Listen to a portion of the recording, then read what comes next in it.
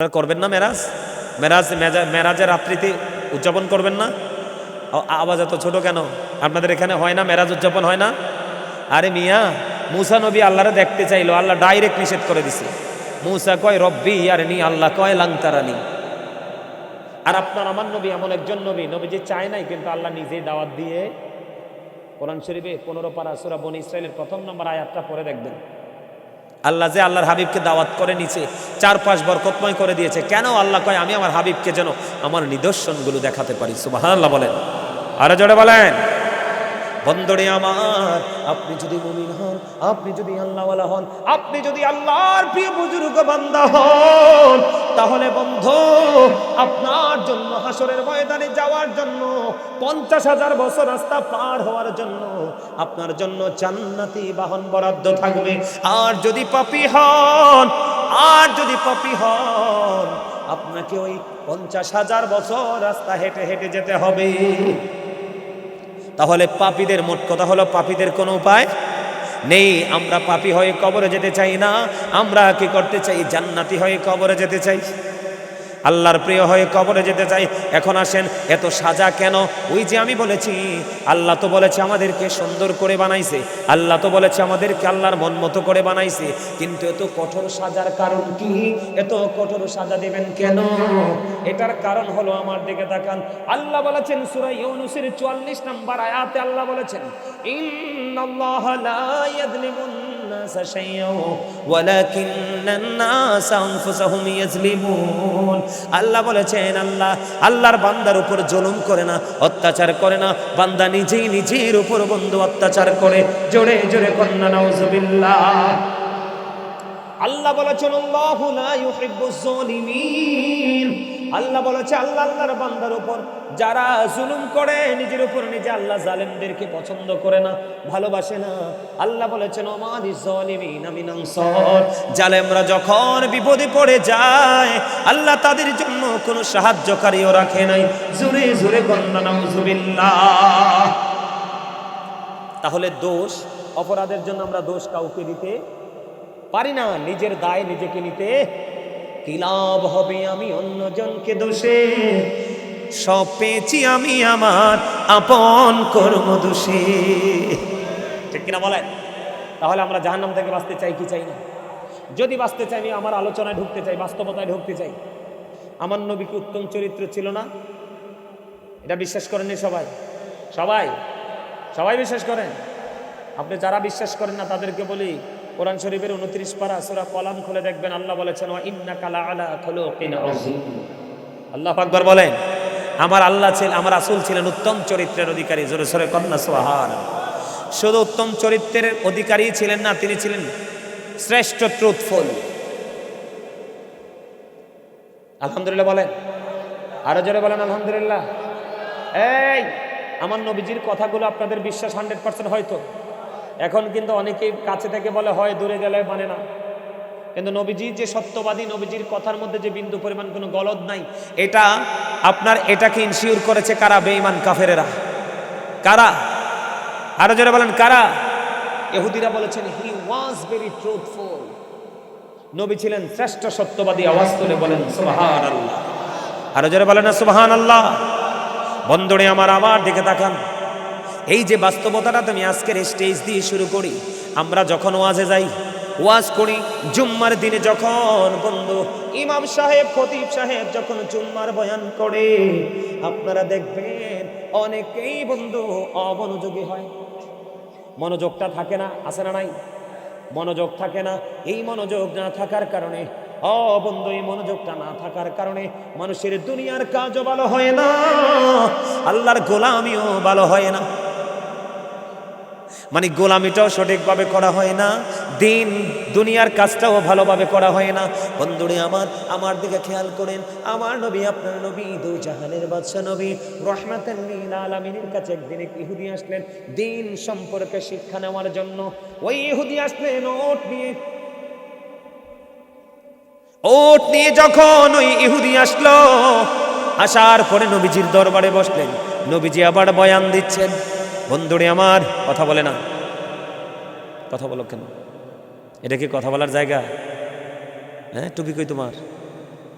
টুপি কই? ওই যে দেখছেন, ওই যে বলছি না, হ্যাঁ বাইতে তো থুই আসবো, দোষ তো ওদের না, ওদের দোষ না তো, দোষ তো বাবা মা।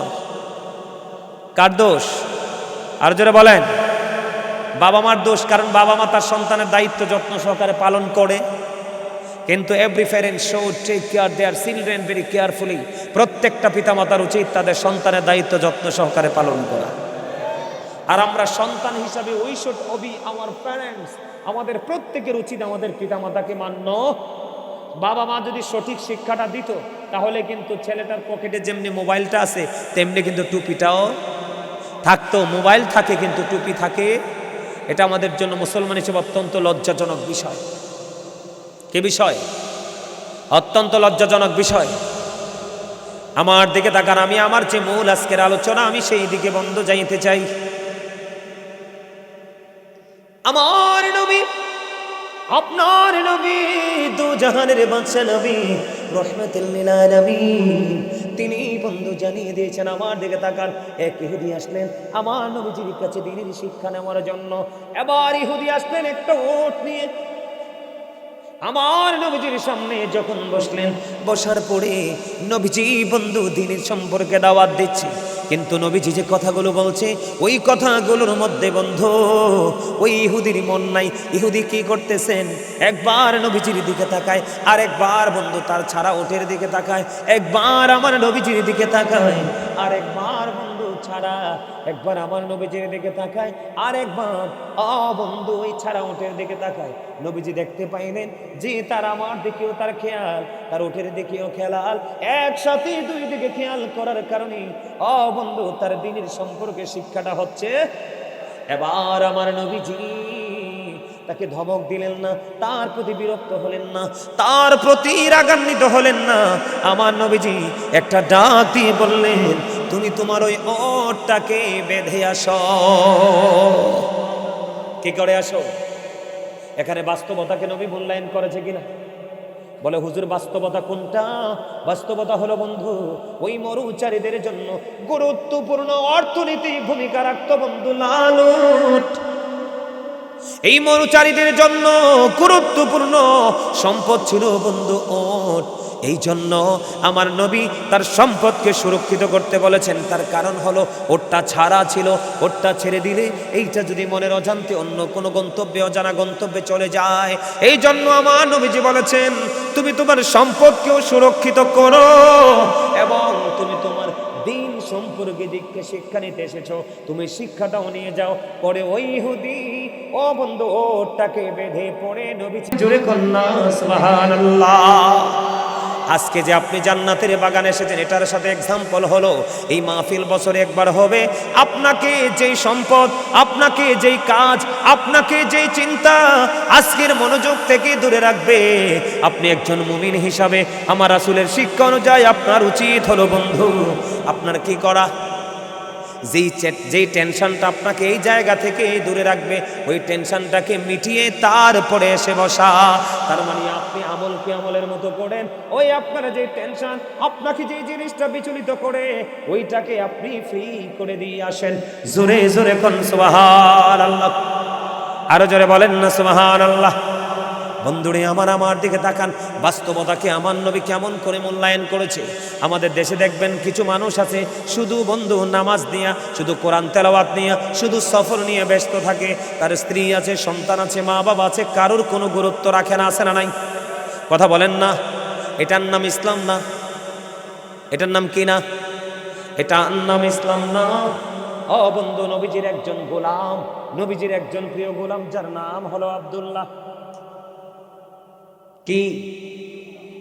নবীজির আল্লাহর প্রিয় হাবিব, হাবিবুল্লাহর একজন প্রিয়, তার নাম হলো আব্দুল্লাহ।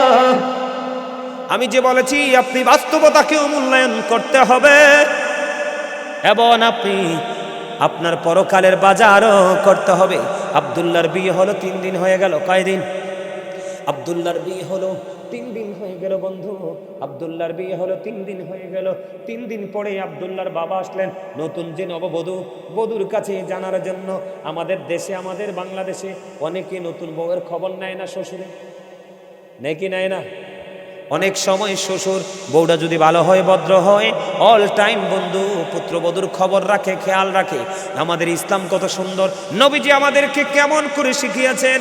আব্দুল্লাহর বিয়ে হলো 3 দিন হয়ে গেল, 3 দিন পরে আব্দুল্লাহর বাবা ওই বউকে প্রশ্ন করলো, বৌমা তুমি বলো আমার ছেলে তোমার সাথে কেমন আচরণ করছে। এবার ওই বউ নববধূ একটা ডাক দিয়ে বললেন, আজকে 3 দিন হয়ে গেল আপনার ছেলে ইবাদত নিয়ে ব্যস্ত, আমল নিয়ে ব্যস্ত, সে আল্লাহর গোলামি নিয়ে ব্যস্ত আছে। এই কথা বলার পরে ওই আব্দুল্লাহর বাবা একটা সেকেন্ড দেরি করলেন না। কেন দেরি করলেন না? ছেলে শুধু আমল করে আমল নিয়ে ব্যস্ত আছে। আজকে 3 দিন হয়ে গেল, আমি এখনো পর্যন্ত আমার স্বামীর চেহারাটা আমি কাছে থেকে দেখিনি। এই কথা বলতে দেরি, ও বন্ধু আব্দুল্লাহর বাবা আবার বিচার নিয়ে গেলেন প্রাণের নবীর কাছে।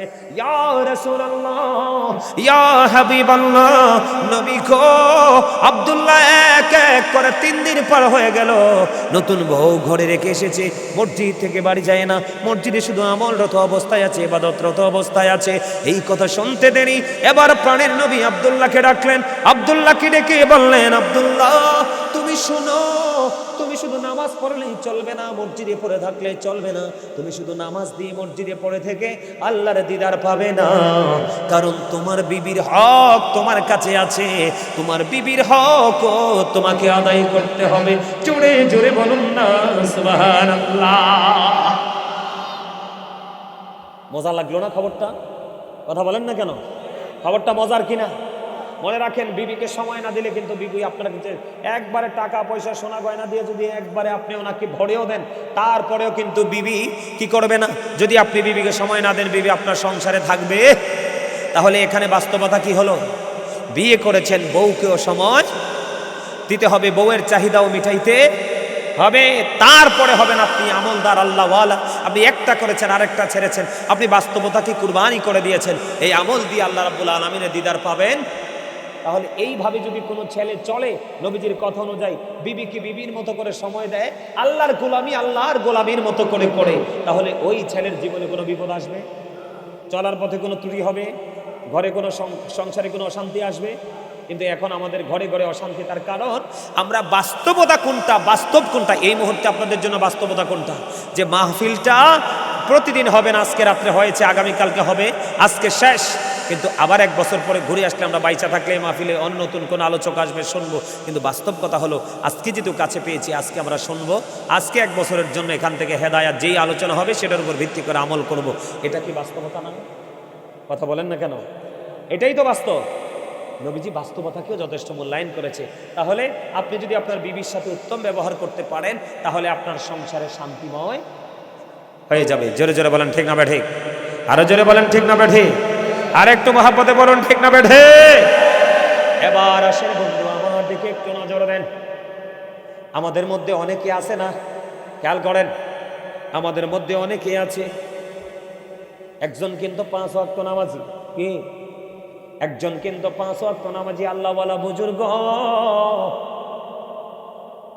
সে শুধু নামাজ পড়ে ইবাদত করে, কিন্তু অর্থনৈতিক চাকা ঘোরানোর জন্য তার কোনো টেনশনই নাই। আমাদের মধ্যে এমন কিছু আসেনি?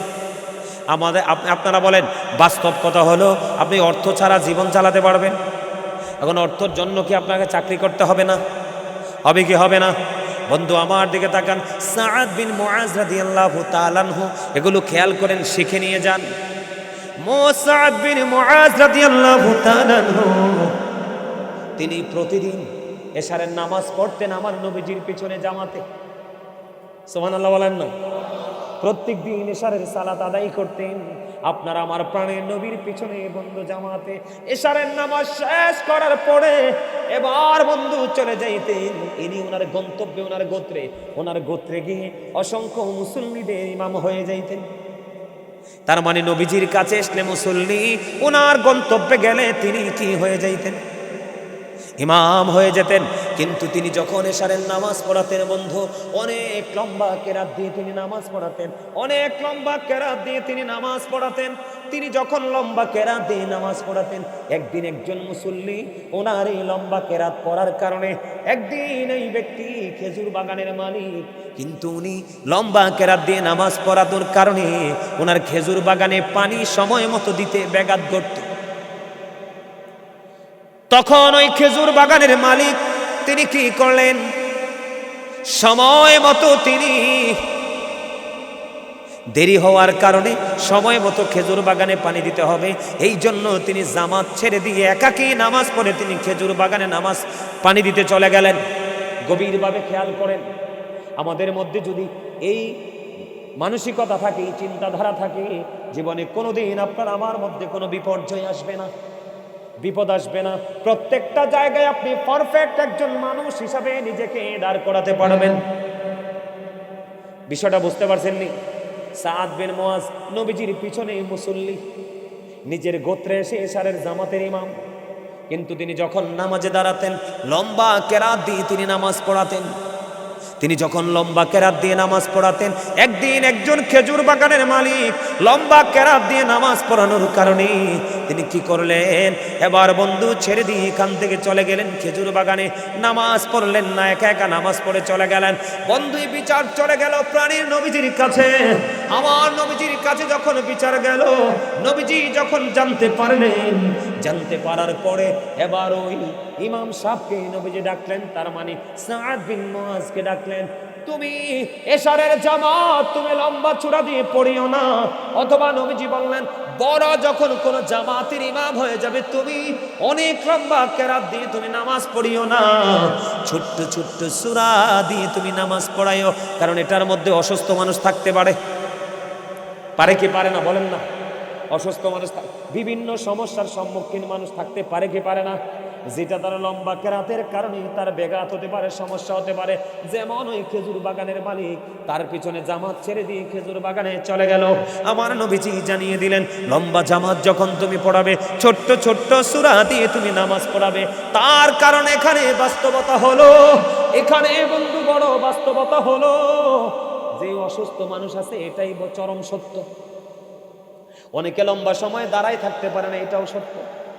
অনেকের বন্ধু যে বিশেষ জরুরি কাজ আছে, 2 মিনিট দেরি হলে সে কাজটা করতে পারবে না, এটাও সত্য।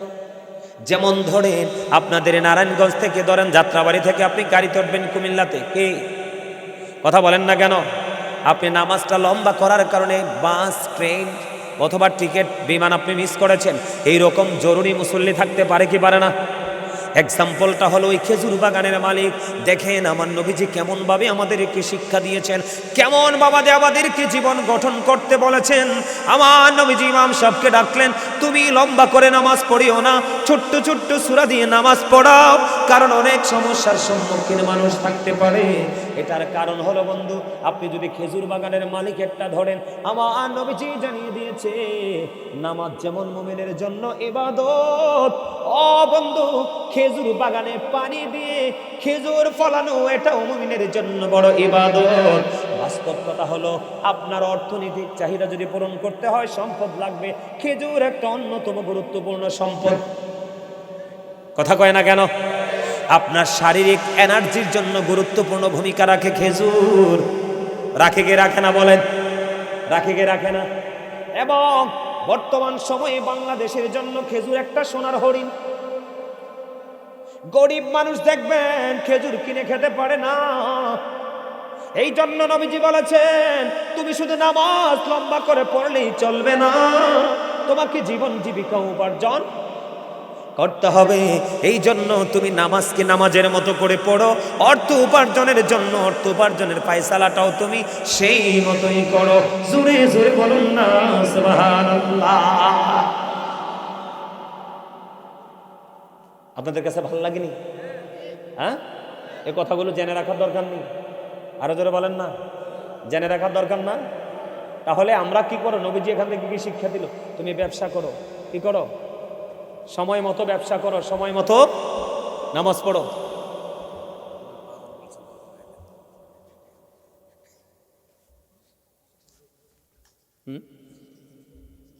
সুবহানাল্লাহ বলেন। আর একটু আমার বাজানের অনুরোধ হচ্ছে গজল গাওয়া। কি গাওয়া? হ্যাঁ, আপনারা কি আমার সাথে গজল গাইবেন? কিন্তু আমি গজল গাইবো, শর্ত একটা আছে আপনাদেরকে। এশকের গজল, এশকের গজল। কিন্তু আপনাদের কাজ করতে হবে। আপনাদের কাজটা কি জানেননি? যার যার হাতে মোবাইল আছে নি, আমার ওই চাস্তো বাইটার মতো সবার মোবাইল বের করেন। আমার বাজান কই? আইয়েন, এটা মজার জায়গা, আইয়ে পারেন। মামা কই? মামা খারাপ লাগছে মনে হয়, এনে বসে। আপনার মোবাইল দেখো, মোবাইল বের করতে হইব। এই সবার মোবাইল বের করতে হইব, সবার স্টেজও আপনারটাও। আমি রেডি করেন, সবাই মোবাইল রেডি। কি কেমনে রেডি করবেন? মোবাইলের ফ্ল্যাশ লাইটটা জ্বালাবেন। কি করবেন? যার নাই সে হাত তুলে নাড়াবে এভাবে। আপনি হাত তুলতে রাজি না? রাজি?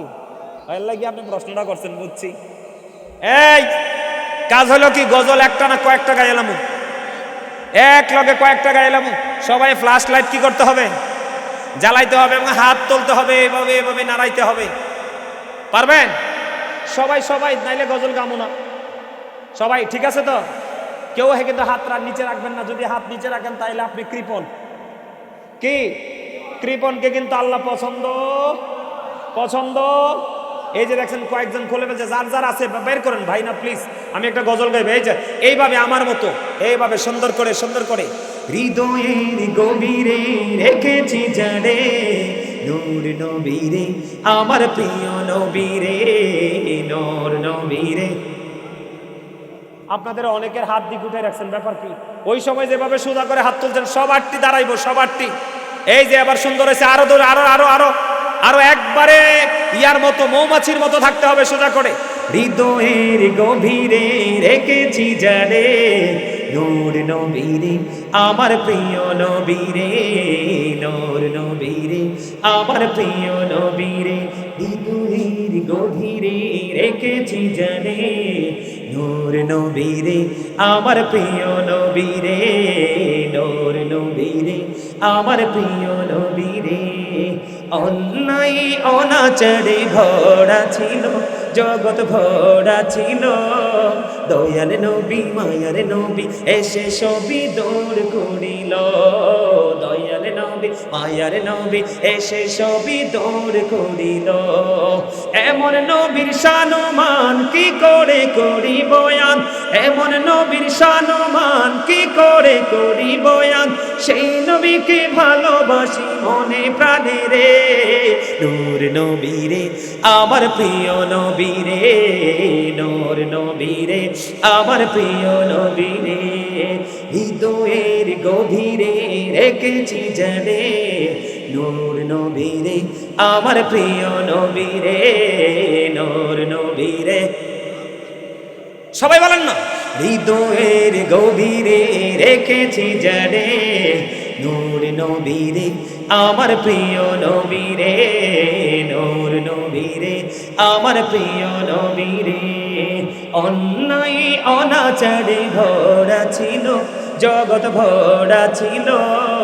দয়াল নবী মায়ার নবী এসে সবই দূর করিল। দয়াল নবী মায়ার নবী এসে সবই দূর করিল। এমন নবীর শানমান কি করে করি বয়ান, এমন নবীর শানমান কি করে করি বয়ান। সেই নবীকে ভালোবাসি মনে প্রাণে রে, নূর নবীরে, আমার প্রিয় নবীরে, নূর নবীরে, আমার প্রিয় নবীরে। মারহাবা বলে। মজা হইছে না? সব এটা গাইব পরে, সব ঠিক আছে। আপনাদেরকে একবার যে বলছিলাম না যে কে কে ওয়াজের পক্ষে আছেন হাত তোলেন। আপনারা সবাই কিন্তু হাতগুলো এইভাবে উঠাইছিলেন, অপূর্ব সুন্দর লাগছিল। একটা গজল গাইব, আপনারা লাড়তে না পারেন, সবার হাতগুলো সোজা করে দাঁড় করাবেন। পারবেন? পারবেন? আমি এইভাবে এই যে উনি যে এইভাবে হাতটা তুলছে আমার এটার মতো অপূর্ব সুন্দর লাগবে। যখন মিডিয়াতে আসবে তখন আপনারা বুঝবেন যেটা দেখতে কত সুন্দর লাগে। তখন নিজে নিজে মনে মনে বলবেন যে আরে এখানে তো আমিও ছিলাম। ঠিক করে বলো, আরে আরো জোরে। আমি এত দূরের থেকে আইছি বাজান, আমি কিন্তু স্ট্রং আছি, কিন্তু তারা কেন জানি এই বছর দুর্বল হয়ে পড়ছে। ঠান্ডা, কবরে যাওয়ার পরে কি ঠান্ডার অজুহাত দিতে পারবে? তখন তো কোনো অজুহাত শোনা হবে না। যেমন করব আপনাদের সবার প্রিয় একটা গজল গাইবো, তারপর আবার ওয়াজে ঢুকবো। সবার প্রিয় হাত তুলতে হবে, কিন্তু রাজিনী বলেন। এটা আপনারা সবাই পারেন, আমার সাথে সবাই গাইবেন। এটা আমি জানি আপনারা সবাই পারেন। প্রেমের গজল গাইবেন, হাত তুলবেন, সবাই হাত তুলবেন, সবাই তোলেন, সবাই তোলেন, সবাই। এই তো এবার কত সুন্দর হয়েছে, সবাই একজনে ফাঁক রাখেন না, সবাই সবাই একবারে সোজা করে। দে দে পান তোলে দে মাঝি হেলা করিস না, দে দে পান তোলে দে মাঝি হেলা করিস না, ছেড়ে দে নৌকায় আমি যাব মদিনা, ছেড়ে দে নৌকায় আমি যাব মদিনা। দে দে পান তোলে দে, দে দে পান তোলে দে, ছেড়ে দে নৌকায় আমি যাব মদিনা, ছেড়ে দে নৌকায় আমি যাব মদিনা। দে দে পান তোলে দে, সবাই দে দে পান তোলে দে মাঝি হেলা করিস না, ছেড়ে দে নৌকায় আমি যাব মদিনা, ছেড়ে দে নৌকায় আমি যাব মদিনা। নৌকায় নবী এলো মা আমিনার ঘরে, হাসিলে হাজার মানিক কাঁদিলে মুক্তা ঝরে। দয়ালে মুর্শিদি যার শাখা তার কিসের ভাবনা, দয়ালে মুর্শিদি যার শাখা তার কিসের ভাবনা। আমার হৃদয়ে মাঝে কাবা নয়নে মদিনা, আমার হৃদয়ে মাঝে কাবা নয়নে মদিনা। দিদি পাল তোলে দে, সবাই দিদি পাল তোলে দে, ছেড়ে দে নৌকায় আমি যাব মদিনা, ছেড়ে দে নৌকায় আমি যাব মদিনা। নূরের রোশনীতে দুনিয়া গেছে ভরে, সে নূরের বাতি জ্বলে মদিনার ঘরে ঘরে। দয়ালে মুর্শিদি যার শাখা তার কিসের ভাবনা, দয়ালে মুর্শিদি যার শাখা। আমার হৃদয়ে মাঝে কাবা নয়নে মদিনা, আমার হৃদয়ে মাঝে কাবা নয়নে মদিনা। দে দে পাল তোলে দে, দে দে পাল তোলে দে মাঝি হেলা করিস না, ছেড়ে দে নৌকায় আমি যাব মদিনা, ছেড়ে দে নৌকায় আমি যাব মদিনা। মারহাবা। আর তৈব ভাল লাগছে? আলহামদুলিল্লাহ বলেন। ভালো লাগছে বলেন। এগুলো তো প্রেম, এগুলো কি মোহাব্বত, ঠিক না? ঠিক। আরো জোরে আরেকটা গাইব, ওইটাও আপনাদের পছন্দের। কারণ আপনাদেরকে এই বছর একটু দুর্বল মনে হয় আমার কাছে, আপনাদের জজবাটা মনে হয় যে একটু স্লো হয়ে গেছে। কি হয়ে গেছে? আরো জোরে বলেন। একটু স্লো মনে হয় না? আরেকটা গজল গাইবো, এটা আপনাদের পছন্দের, অল্প একটু করে গাইবো। আপনারা আমার সাথে সুর দিবেন, রাজি আছেন? হ্যাঁ। গোলাপ নীলাম গাদা নীলাম, নীলামের রজনী গন্ধা, মনির সুখে মালা গাতিব সকাল থেকে সন্ধ্যা। একবার দেখা দাও যদি ও গো কামলিওয়ালা, একবার দেখা ও গো কামলিওয়ালা, হাসি মুখে পড়াবো তোমায় হাজার ফুলের মালা। বলো ইয়া রাসূলুল্লাহ ইয়া হাবিবাল্লাহ, বলো ইয়া রাসূলুল্লাহ। গোলাপ নীলাম গাদা নীলাম, নীলামের রজনী গন্ধা, মনির সুখে মালা গাঁথিব সকাল থেকে সন্ধ্যা। একবার দেখা, একবার দেখা দাও যদি ও গো কামলিওয়ালা, একবার দেখা দাও যদি স্বপ্নে রাত্রি বেলা, হাসি মুখে পড়াবো তোমায় হাজার ফুলের মালা। বলো ইয়া রাসূলুল্লাহ। মারহাবা। আর জোরে কর না মারহাবা। আরো জোরে মারহাবাটা সুন্দর করে দেওয়া লাগে। ধন্যবাদ দিবেন না আমারে? ধন্যবাদ পাও না আমি, ঠিক না বেঠে? হ্যাঁ, নবীর শান গাইছি। আপনারা জানেন আমি একজন লেখক, আপনারা সবাই জানেন আমি একজন লেখক। আমার এই কলিজায় গজলের অভাব নাই। মাটির পিঞ্জিরা সবার পরে লাস্ট ফিনিশিং। হ্যাঁ, মায়ের গজলটা গাইবো, মাটির পিঞ্জিরা গাইবো, আরো কত গজল গাইবো, ওয়াজ তো শেষ হয় নাই, ঠিক না বলেন? হ্যাঁ, ওয়াজ শুধু শুরু হয়েছে, ঠিক না বেঠে? ওয়াজ মাত্র শুরু। আচ্ছা, নোয়াখালীর গজল একটু কই না, মারটা গাইতাম। তুমি বেশি পছন্দ করো? আচ্ছা, হাদিয়া আছে নি পকেটে? আছে? গজল গাইলে কিন্তু হাদিয়া দিতে হয়, দিবা? এতে এতে এতে কত পাগল দেখছেন নি? মারহাবা কর, আরো জোরে, আরো জোরে।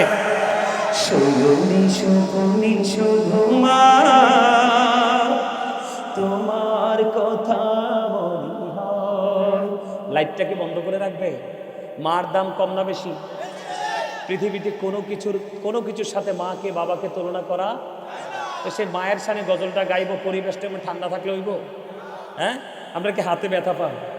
আপনারা গজল গান দেখবেন, আমি স্টিল হাত নাড়াইতে থাকবো, আমার মধ্যে কোনো ক্লান্তি আসবে না। কারণ প্রেম এমন এক জিনিস, সবাই হাত তুলতে হবে। কৃপণতা করেন কেন? একটু পরে যখন আলোচনায় ঢুকবো তখন তো আর বলবো না যে আপনারা হাত তোলেন। ওই প্রথম যেইভাবে হাতটা তুলেছিলেন ঠিক সেইভাবে লাইটটা হাতে লন, মোবাইলের লাইটটাও রাখেন, পরে দেখবেন মিডিয়াতে কত সুন্দর দেখা যায়। এইভাবে হাতটা তুলে নাড়াবেন সবাই সবাই আমার সাথে সাথে। শয়নে স্বপনে শুধু মা তোমার কথা মনে হয়, কতদিন দেখি না তোমার, ভুলে কি গেছো আমার, ভুলে কি গেছো আমার। শয়নে স্বপনে শুধু মা তোমার কথা মনে হয়, কতদিন দেখি না তোমার, ভুলে কি গেছো আমার, ভুলে কি গেছো আমার। আমার ভুবন জুড়ে শুধু দুঃখ জ্বালা, কে আর পড়াবে আমায় সুখের সীমানা। আমার ভুবন জুড়ে শুধু দুঃখ জ্বালা, কে আর পড়াবে আমায় সুখের সীমানা। কপলে কে দেবে আর কাজলের টিপ, কপলে কে দেবে আর কাজলের টিপ, তুমি জেনে ধরায়। শয়নে স্বপনে শুধু মা তোমার কথা মনে হয়, শয়নে স্বপনে শুধু মা তোমার কথা মনে হয়। আমার ভুবন জুড়ে শুধু দুঃখ জ্বালা, কে আর পড়াবে আমায় সুখের সীমানা। কপলে কে দেবে আর কাজলের টিপ, তুমি জেনে ধরায়। শয়নে স্বপনে শুধু মা তোমার কথা মনে হয়। মারহাবা বলে, আরো জোরে বলেন। মা বাবার সাথে প্রেম আছে না নাই? সবার আছে। মা বাবাকে ভালো না বাসলে আপনি যত বড় বুজুর্গ হয়ে হন কোনো লাভ নাই। আপনি নামাজ পড়তে পড়তে, দান সাদকা করতে করতে, আল্লাহর গোলামি করতে করতে আপনি জীবন শেষ করে দিয়েছেন, কিন্তু বাবা মার সাথে কি নাই? ভালো কোনো সম্পর্ক নেই। ওই এটাই হলো কি, এই জন্য আমি বলেছি আজকে আপনাদেরকে বাস্তবতা এবং আমল দুটোকে নিয়ে আমি আপনাদের সামনে আজকে আলোচনা করব। কি করব? আলোচনা করব। তার কারণ আমি মায়ের সামনে আরেকটা গজল গাইব, যেহেতু আপনারা শুনতে চাইছেন, ওরা খুব পছন্দ। আমার মা নাই, আমার বাবা নাই, দয়াল রে দয়াল, আমার আমার কি মা ডাকার স্বাদ নাই রে, আমার কি বাবা ডাকার স্বাদ নাই রে। ঘরে যাইয়া সবাই দেখে মা জননীর মুখ, বাবা যখন মাথায় হাতে ভুলে যাই শব্দ। বলে আমার মা নাই, আমার বাবা নাই, দয়াল রে দয়াল, আমার কি মা ডাকার স্বাদ নাই রে, আমার কি বাবা ডাকার স্বাদ নাই রে। ঘরে যাইয়া সবাই দেখে মা জননীর মুখ, বাবা যখন মাথায় হাতে ভুলে যাই শব্দ। ঠিক কিনা বলেন? যার বাবা মা নাই তার মতো অসহায় পৃথিবীতে কয়েক হাজার কোটি টাকার মালিক হলেও সে, যার বাবা মা নাই তার মতো অসহায় পৃথিবীতে আর কেহ। ঠিক কিনা বলেন? আপনি সারা রাত বাইরে থাকেন, আপনাকে কেউ ডাক দিবেন, আপনার খোঁজ কেউ দিবেন। আপনি সারাদিন উপাস থাকেন, কিন্তু আপনি খাইছেন কিনা সেই খবর কেউ নিবে না। এজন্য আমাদেরকে বাস্তব কথা হলো আমলের পাশাপাশি বাবা মাকে ভালো বাসতে হবে, তাদেরকে সম্মান করতে হবে। ঠিক কিনা বলেন? আরো জোরে বলেন ঠিক না ঠিক? আরো জোরে বলেন। হ্যাঁ, কাউসার ভাইটা কি? ও মা গো মা খাইছে। দেখছেন নি? এক আশেক আমার মাথার কোনায়, আরেক আশেক আমার নিচে। এই যে দেখেন 1000 টাকা হাদিয়ে দিছে। মারহাবা বলেন। আমি তো তার সাথে মজা করে বলছি, তার মানসিকতাকে পরীক্ষা করার জন্য। বুঝতে পারলাম যে তার মায়ের সাথে প্রেম। শোনেন, আমি যখন এই বছর প্রথম বছর আসছিলাম, শুভ যে বছর ইন্তেকাল করছে, কি করছে? যেই বছর শুভ ইন্তেকাল করছে, এই বছর যখন প্রথম আসছিলাম, আসার পরে আপনাদের মনে আছে কিনা জানি না, আমি যখন গজল গাইছিলাম, আমার বাজান, আমি যখন গজল গাইছিলাম, আপনাদের মনে আছে কিনা জানি না, প্রথম থেকে যারা আমার আলোচনা শুনছেন, আমাকে আমার বাজান ভালোবেসে যে হাদিয়াটা দিয়েছে, ঠিক গজলের হাদিয়াটা ঠিক সেম ছিল। মারহাবা বলবেন না? এটা বড় ধরনের একটা মধুর প্রেমের একটা জিনিস। কিসের জিনিস? আমার লেখা, উনি যেহেতু 1000 টাকা হাদিয়ে দিয়েছে, বাবা মার কথা শুনি, আমি সেই ক্লাস 9-10 থাকতে মায়ের শানে একটা গজল লিখেছিলাম। আমি কি গজলটা একটু গাই শোনাবো আপনাদেরকে? ক্লাস 9-10 পড়ি, আমার স্পষ্ট মনে আছে, তখন আমি গজলটা লিখেছিলাম আর কেঁদেছিলাম। উনি যেহেতু ভালোবেসে মা বাবার প্রেমিক, শোনেন, ওনারই হাদিয়া দেওয়া দেখা আমার ছোট ভাই সালাউদ্দিন, এই যে তাই মাথার উপরে দেখছেন না, ওটা যেটা আমারে 2 বার 500 টাকা করে 1000 টাকা হাদিয়া দিছে না, এই ছেলেটা একবারে সাধারণ ছিল। কি ছিল? দাড়ি ছিল না, টুপি ছিল না, একদম ইয়াং ছিল, মানে নামাজ রোজা কিছুই ছিল না। আমার সাথে যখন তার সম্পর্ক হলো, তার এমন পরিবর্তন হয়েছে, এখন আমার সাথে যদি সে থাকে, বুঝছেন, আরেকজন আইসে হাদিয়া লইয়া, ওই যে আমার সাথে যখন তার সম্পর্ক হয়েছে, সম্পর্ক হওয়ার পরে এখন তারে দেখলে কি বসবে? সে তারে দেখলে বলবে না যে একজন আলেম? কথা বলেন না কেন? আরো জোরে। আপনি উচ্চ শিক্ষায় শিক্ষিত কিন্তু তার আমল নাই, তাকে আলেম বলে না। কিন্তু যার মধ্যে কোনো কি নাই, শিক্ষা নাই, কিন্তু সে আল্লাহ রাসূলের প্রেমিক, আমলকে সে অনেক বেশি আপন করে নিয়েছে, ঠিক কিনা বলেন? সে হলো সবচেয়ে বড় শিক্ষিত, সবচেয়ে বড় জ্ঞানী, ঠিক না? ঠিক। আমার গজলটা আমি একটু শোনাই, আপনারা একটু শোনেন মন দিয়ে, কথাগুলো শুধু খেয়াল করেন। আমি সেই ছোট্টকালে লিখছি, আপনাদের কাছে কেমন লাগবে আমি জানি না। কেমনে গেলাম ফাঁকি দিয়া মাগো আমায় কাফি, দিবানিশি তো সেরাগুন হৃদয় জলে, কেমনে গেলাম ফাঁকি দিয়া মাগো আমায় কাফি, দিবানিশি তো সেরাগুন হৃদয় জলে। হাইরে কাহিন্দা কাহিন্দা হইছে রে নদীমা,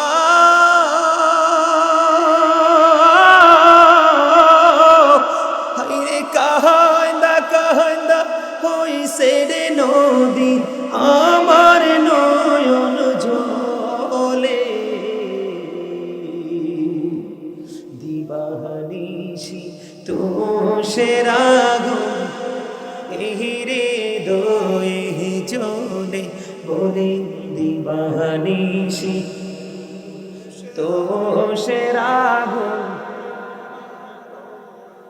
জলে আদর করে নেই নে গো কেউ আমায় কোলে তুলে কিছুদিন দর করিয়া যায় যে আবার ভুলে আদর করে নেই নে গো কেউ আমায় কোলে তুলে কিছুদিন দর করিয়া যায় যে আবার ভুলে আমায় কে দিবে সান্ত্বনা গো মা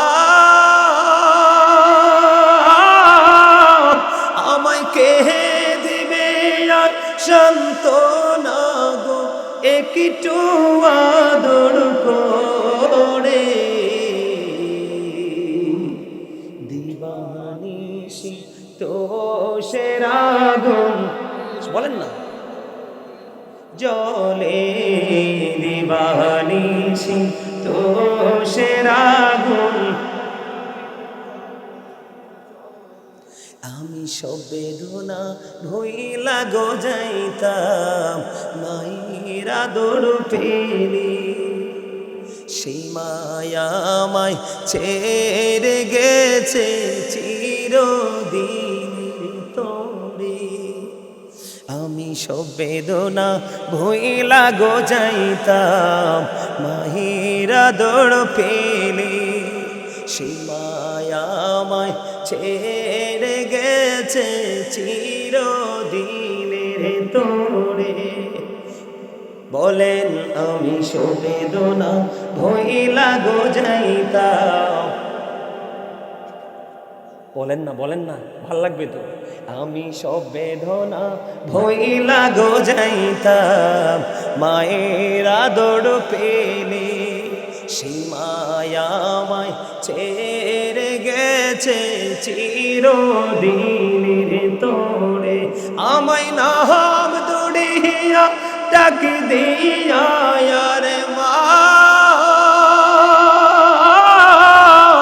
আমায় নাম দড়িয়া ডাক দিয়া কে নিবে রে ঘরে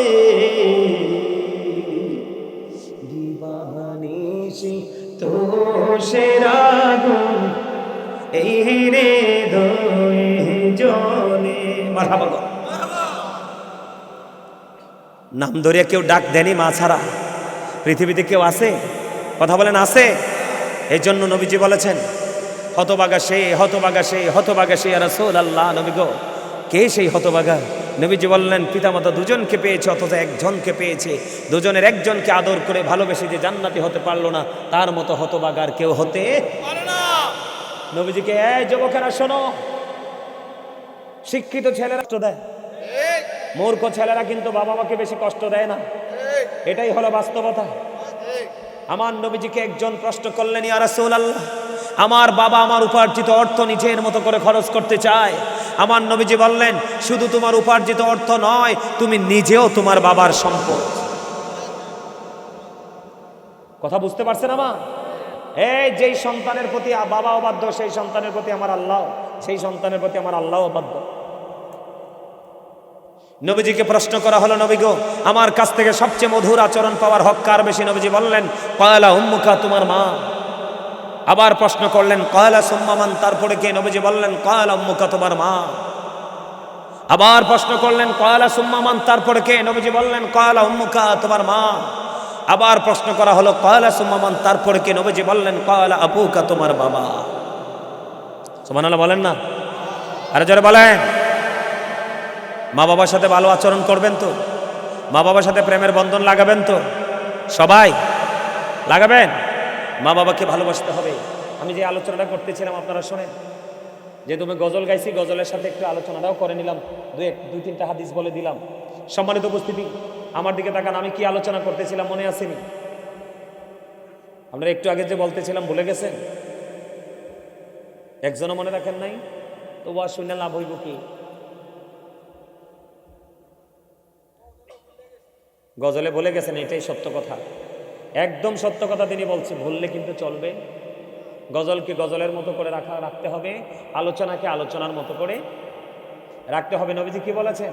যে তুমি শুধু নামাজ পড়লে চলবে না, তোমাকে কি করতে হবে? অর্থ উপার্জন করতে হবে। করতে হইলে আমাদের বাংলাদেশে কৃষকরা অনেকে শশা ক্ষেত করে না, টমেটো করে না, ভেন্ডি করে কিনা, এমনি করে কেউ মাছের চাষ করে, কেউ আপনার চিংড়ির ঘের, কেউ মাছের ঘের, এরকম করে এক একজনে অর্থনৈতিকভাবে স্বাবলম্বী হওয়ার জন্য একটার পর একটা অর্থ একে উপার্জন করার জন্য বিভিন্ন কাজে নিজেকে যুক্ত রেখেছে। নবীজি বলেছেন সময় মতো মাঠেও ফসলের পানি দিতে হবে, এটাকে সেচ দিতে হবে, কীটনাশক প্রয়োগ করতে হবে এবং নামাজকে নামাজের মতো করে পড়তে। জোরে জোরে কোন সুবহানাল্লাহ। আর নামাজের সময় ফসল নিয়ে ভাবা যাবে না, কৃষি কাজ করার সময় নামাজ নিয়ে ভাবা যাবে না। যেটা করবেন সেটাকে মনোযোগ দিয়ে করতে হবে। জোরে জোরে কোন সুবহানাল্লাহ। বন্ধুরে আমার আপনার প্রাণে নবীজি আপনাকে আমাকে শিক্ষা দিয়েছে। এদিকে তাকান, তিনজন লোক মনে মনে চিন্তা করলেন, নবীজি তো আল্লাহর প্রিয় হাবিবুল্লাহ, ওনার আমলের কাছে আমাদের আমলগুলো একেবারে নগণ্য, একেবারে ছোট, আমরা তো ওনার মতো আমল করতে পারিনি। এবার নবীজি শুনতে পাইলেন হাদিস শরীফের মধ্যে এসেছে তিনজন। কয়জন? একজন মনে মনে চিন্তা করলেন আমি বিরামহীন ভাবে রোজা রাখতে থাকবো। আরেকজন বললেন আমি কন্টিনিউ আমল করতে থাকবো, মসজিদ থেকে আমি বের হব না। খেয়াল করেন। আরেকজন বলল গড়ে আমার বিবি আছে তো কি হয়েছে, আমি আমার বিবির কাছে যাব না। এবার আমার নবীজি তাদের তিনজনের আলোচনা শুনলেন, শোনার পরে কাছে এসে বললেন নবীজি তোমরা ওই লোক না? কয় ইয়া রাসূলুল্লাহ কোন লোক নবী? নবীজি বললেন তিনজন একটু আগে বলেছিলা, একজন কন্টিনিউ তোমরা রোজা রাখতে থাকবে, আরেকজন কন্টিনিউ মসজিদে অবস্থান করতে থাকবে, আরেকজন বিবির কাছে যাবে না। তোমরা কি সেই তিনজন লোক? ইয়া রাসূলুল্লাহ, নবী গো আমরাই সেই তিনজন লোক। এবার আমার নবীজি বললেন না না না, তোমরা নবীজি এবার খেয়াল করেন, আপনারা সবাইকে বুঝে নিতে হবে। আমাদের দেশে অনেক মানুষ আছে না নবীকে আমাদের মতো মনে করে, কথা বলেন না। আপনারা বলেন নবী কি কোনো দিক দিয়ে আমাদের মতো? যদি কেউ নবীকে আমাদের মতো যদি মনে করেন, আপনাদের যে নেওয়াজ, আমার নবী যখন বললেন তোমরা কি সেই তিনজন লোক? হ্যাঁ ইয়া রাসূলুল্লাহ আমরা সেই তিনজন লোক। আমার নবীজি বললেন তোমরা বলেছো, একজন বলেছো কন্টিনিউ মসজিদে অবস্থান করবে, আর একজন বলেছো কন্টিনিউ রোজা রাখতে থাকবে, আরেকজন বলেছো বিবির কাছে যাবে না। না না না, আমার নবীজি বলেছেন তোমরা কে আছো আমার মতো? ক্বালা আইয়ুকুম মিসলি, তোমরা কে আছো আমার মতো? বন্ধু কেউ হাত তোলে নাই, কারণ নবীর মতো কেউ হইতে পারে না। ঠিক কিনা বলে? আবার নবীজি বলেছেন, এই জায়গাটাকে এখানে রেখে আমি ওই আব্দুল্লাহর কথা আপনাদেরকে মনে করিয়ে দেই বন্ধু। ওই আব্দুল্লাহ বিবি রেখে কোথায়? কয়দিন? 3 দিন দেখা হলো না। নবীজি বললেন না রে আব্দুল্লাহ না, তুমি সফল হতে পারবা না, তুমি টেকসই ইমানদার হতে পারবা না, কারণ তোমাকে আমল করতে হবে, তোমার বিবির কাছেও তোমাকে যেতে হবে, তাকেও সময় দিতে হবে। তার প্রিয় মানুষগুলো সবাইকে বাদ দিয়ে তোমাকে তিন কথার সাথী মনে করে তোমার সঙ্গে চলে এসেছে, তুমি তার হক আদায় করতে হবে। ঠিক তেমনি ভাবে আমার নবীজি তিনজনকে বললেন না না না, তোমরা কেউ আমার মতো নও, তোমরা কন্টিনিউ নামাজ পড়লে ইবাদত করলে চলবে না, বাকি কাজও করতে হবে। যিনি বললেন আমি কন্টিনিউ রোজা রাখতে থাকবো, নবীজি বললেন তোমার পক্ষে সেটা সম্ভব না, কারণ তুমি তো আমি নবীর মতো না। আমি নবী যখন রোজা রাখি রে, আমি নবী যখন রোজা রাখি, আল্লাহর পক্ষ থেকে আমার জন্য খাবার চলে আসে। কিন্তু তুমি এই কারণে তুমি আমি নবীর মতো নও, তুমি হাজার চেষ্টা করলেও তোমার ইফতার তোমার সাহরি তোমাকে তোমারই করতে হবে। কথা বলে না কেন? এই জন্য তুমি নবীর সাথে পাল্লা দিয়ে করতে পারবা না। আরেকজন বললেন আমি বিবির কাছে যাব না। কেন তুমি বিবির কাছে যাবে না? বিবি যদি তোমার বিরুদ্ধে সাক্ষী দেয়, তুমি যত বড় বুজুর্গ হও তুমি ধরা পড়ে যাবে। আবার স্বামী যত বড় আল্লাহওয়ালা, স্বামী বউ যত বড় আল্লাহওয়ালা হোক, বিবি যদি সেই স্বামীর স্বামী যদি বিবির পক্ষে বক্তব্য দেয় তাহলে সেই বিবিও ধরা পড়ে যাবে। এই জন্য বন্ধু জায়গা বুঝে সময় বুঝে সব কিছুর সাথে নিজেকে যুক্ত রাখতে হবে।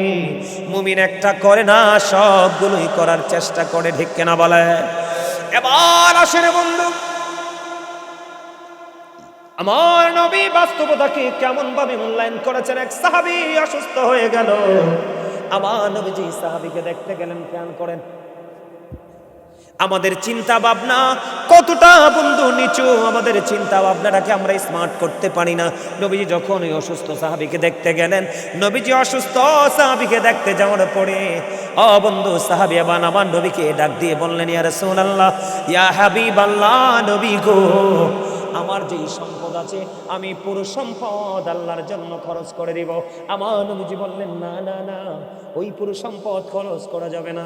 এবার বললেন, ইয়া রাসূলুল্লাহ, আমি তাহলে অর্ধেক খরচ করে দিব। আমার নবীজি বললেন, না না না, অর্ধেকও খরচ করা যাবে না। এবার আমার নবীকে একটা ডাক দিয়ে বললেন, 1/3 খরচ করে দিব। এবার আমার নবীজি বললেন, হ্যাঁ, এটা করতে পারো। এবার আপনাদের কাছে একটা প্রশ্ন জাগতে পারে, নবীজি সবটার যখন কথা বললেন নবীজি বললেন না, অর্ধেকটার কথা যখন বললেন নবীজি বললেন না, বন্ধু 3/1 কথা বলাতে নবীজি বললেন হ্যাঁ। এটার কারণ কি? এটার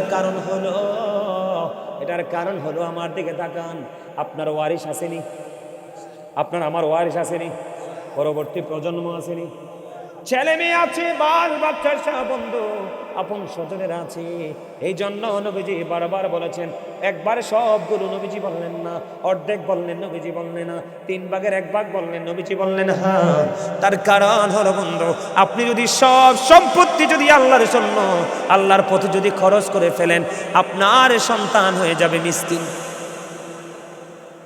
বুঝে নেন বাস্তবতাকে আমার নবী কেমন ভাবে আপনাদের সামনে তুলে ধরেছে বন্ধু। আমার নবীজি বলে দিয়েছেন কি? আমার নবীজি বলেছেন, তুমি যদি সবটা ব্যয় করে ফেলো, খরচ করে ফেলো, তোমার সন্তান হয়ে যাবে মিসকিন। অর্ধেকটা দান করার কথা বলাতে নবীজি বললেন না। কেন নবীজি না করলেন?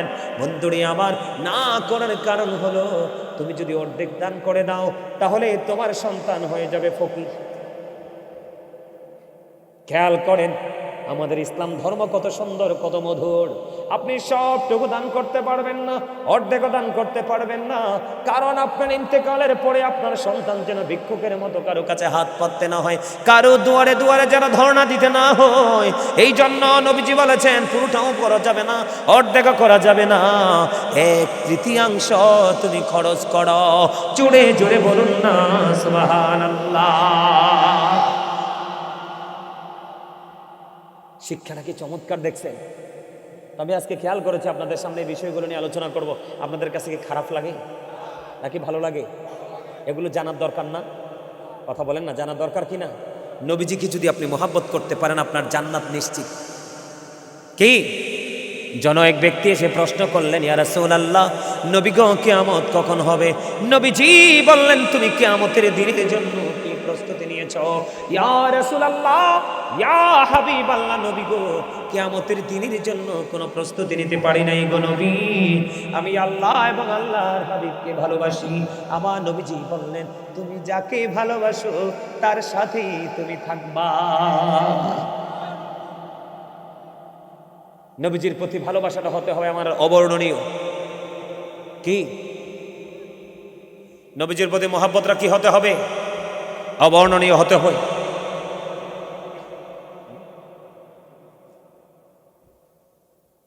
ঠিক আছে,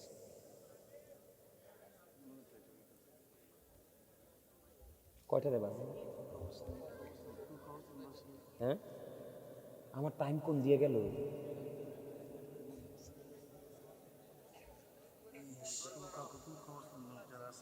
হ্যাঁ হ্যাঁ, ঠিক আছে, ওকে। দেখছেন নি আমি উঠছি কতক্ষণ হয়েছে?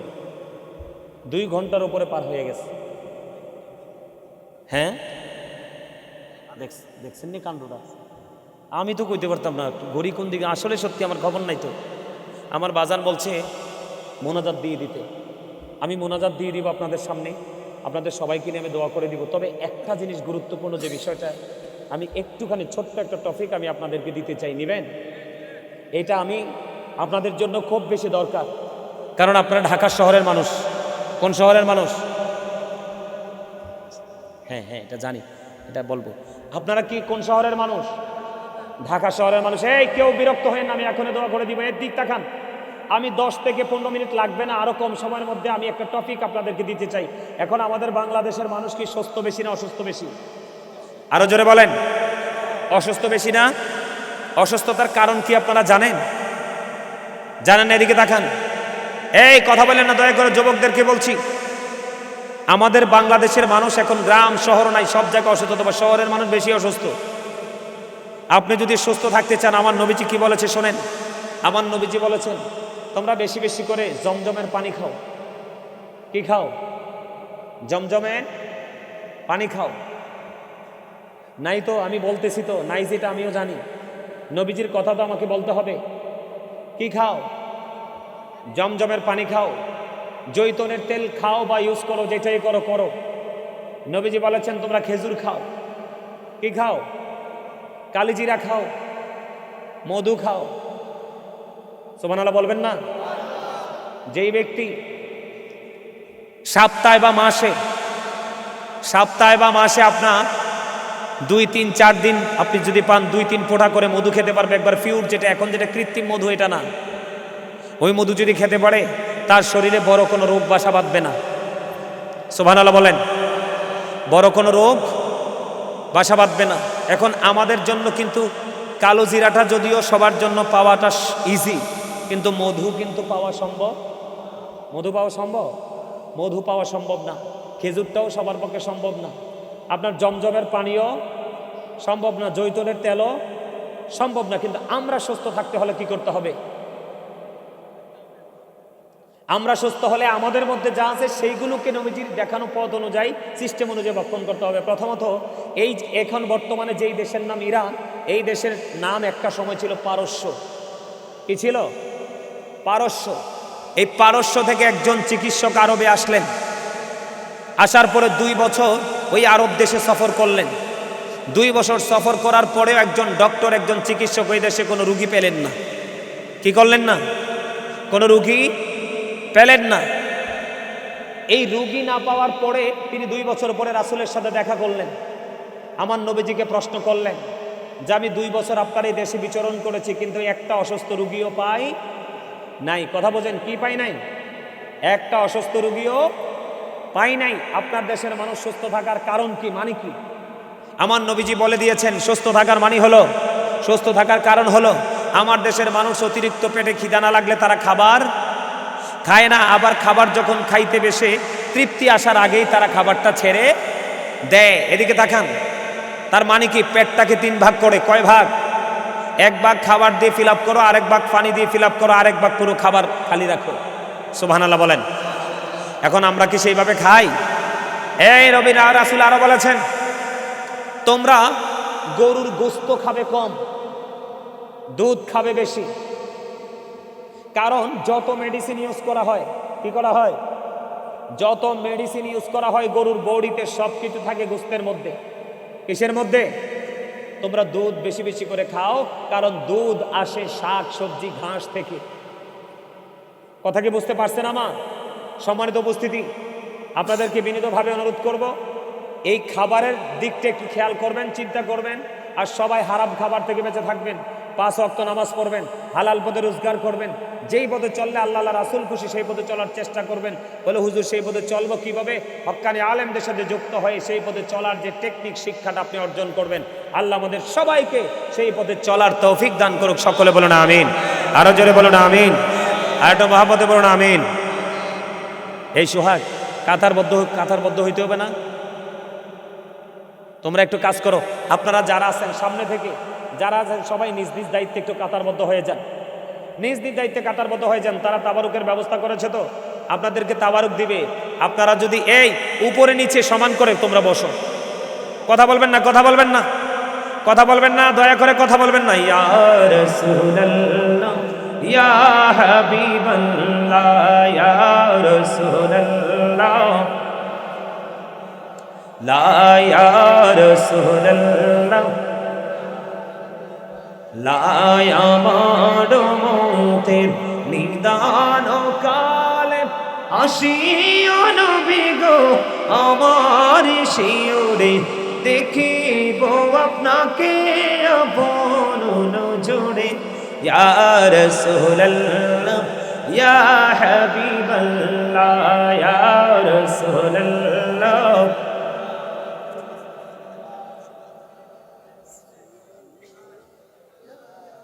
হাসছেন কেন?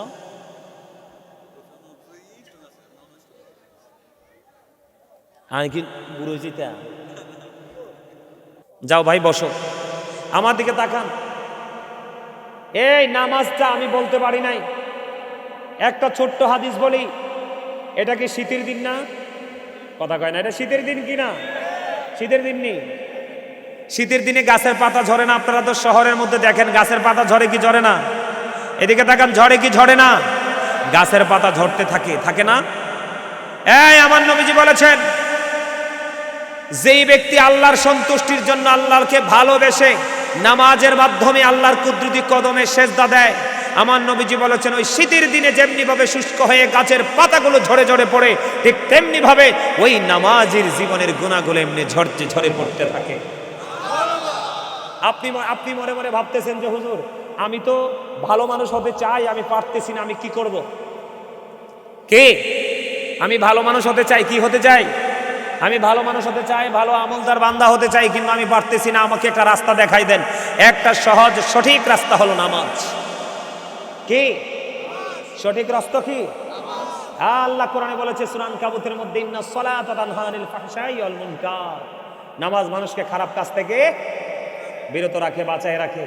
তবে নামাজ তো যেমনি পড়েন, এখন উজু ঠিক মতো করেন না, প্রস্রাব করে পানি ঢাল ভালো করে এখনকার ম্যাক্সিমাম ছেলেরা জিন্স প্যান্ট পরে বইতে পারে না, দাঁড়াইয়া প্রস্রাব করে দেয়।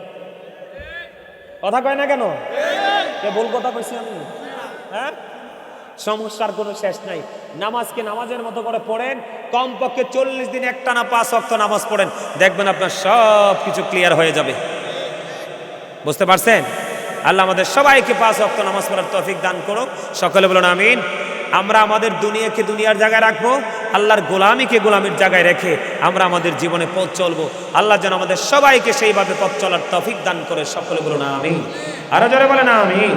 আরো মহব্বতে বলুন আমিন। এদিকে তাকান। এই তাবারুক রেডি হইছিনি? এই সোহাগ তাবারুক কি রেডি হইছে? এই নয়ন,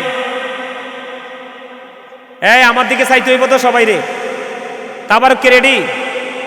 রেডি? তাহলে এই দিক দিয়ে দিতে হইব। তোমরা টিম ভাগ করো, এক একটা লাইনে একবার এদিক থেকে দিয়ে ওপারে যাবা। এই আমি বলি আপনারা আমার দিকে তাকান। আমার আলোচনা যদি আপনারা কেউ কষ্ট পান, আল্লাহর রাস্তায়